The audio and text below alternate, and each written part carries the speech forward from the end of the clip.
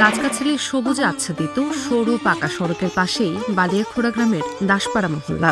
এখানে প্রতিটি পরিবার ঢাক, ঢোল, ডুগি, তবলা ও খোলসহ বিভিন্ন বাদ্যযন্ত্র তৈরি করে আসছেন যুগ যুগ ধরে। সনাতন ধর্মাবলম্বীদের প্রায় ৩৩টি পরিবার ছোট্ট এই মহল্লাটিতে বসবাস করে।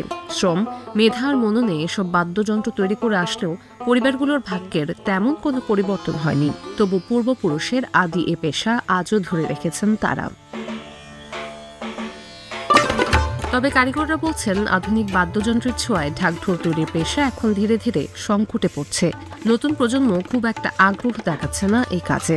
খাটনি করি আমরা, খাটনি হিসাব করলে আমাদের শুধু খালি মজুরি রেখে থাকে, মালের লাভ আমরা পাই না। ওই আমরা চলে যে খাটতেছি, এই খাটার বিনিময়টাই আমাকে থাকে। খাটের দাম বেশি, জিনিসপত্রের দাম, রঙের দাম বেশি। আমাদের মোটামুটি নিজেরা কাজ করে মজুরিটাই থাকে আর কি, লাভ কম হয় আর কি। কষ্টটাই লাভ, আমাদের শিখে লাভ হয় আর কি, লাভ বেশি হয় না। বালিয়াখোড়া দাসপাড়া এলাকায় চোখে পড়ে ঢাকঢোল তৈরিতে পরিবারগুলোর পুরুষ সদস্যদের ব্যস্ততা। রান্নাসহ সাংসারিক কাজের পাশাপাশি নারীরাও এই কাজে সহযোগিতা করে থাকেন।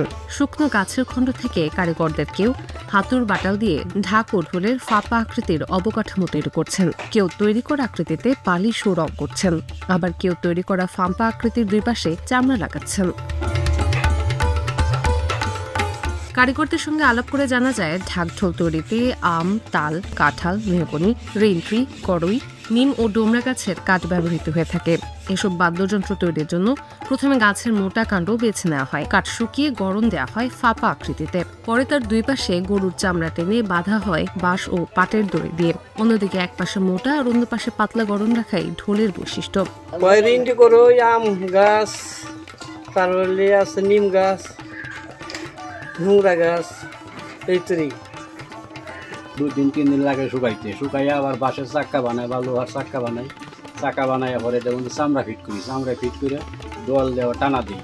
টানা দিলে পরে সম্পূর্ণ যা কমপ্লিট হইলে পরে হলো সামন, পরে হলো গান বাজনা চলে। আমাদের ঢাক ঢোলটাই একটু বেশি চলে। নতুন ঢাক, নতুন ঢোল সবাই কিনে। আকার ভেদে প্রতিটি ঢাক তৈরিতে 5 থেকে 6 দিন সময়ের প্রয়োজন হয়। এতে খরচ হয় 10 থেকে 12,000 টাকা।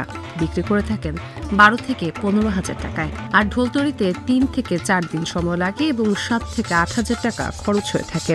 এই ঢোল বিক্রি হয় 9,000 থেকে 10,000 টাকায়। এই হিসেবে কারিগরেরা শুধু পরিশ্রমের পারিশ্রমিক পেয়ে থাকেন। কাঠ কেটে আকার দেওয়া থেকে শুরু করে চামড়া প্রক্রিয়াজাত করা, পালিশ করা ও সুর ঠিক করা সব মিলিয়ে বেশ কষ্টসাধ্য কাজ। তবে এই কাজ কষ্টসাধ্য হলেও তেমন আয় হয় না তাদের।